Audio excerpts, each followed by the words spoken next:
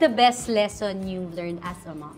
I've learned to become so selfless, to become so, you know, just to really learn the unconditional love. Wow, parang wala na yatang hihigit na pagmamahal bukod sa ina para sa anak. Yeah, and just really changes you, no?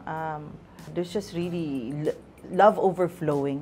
And I've learned that no matter how many kids you have, your heart just grows with it. Hindi kailangan mabawasan yung pagmamahal mo sa isa o sa dalawa. Pwedeng 8 sila, mahal mo sila pare-pareho. And Equally. equally. That's just really the best takeaway from it all. Na pwede palang maging ganun ka-selfless ang isang tao dahil sa pagmamahal mo sa anak. Tsaka dun mo nga masasabi na unconditional love is from a mother's love talaga. I agree. Having a baby. True. And speaking of baby, what is your message to your children?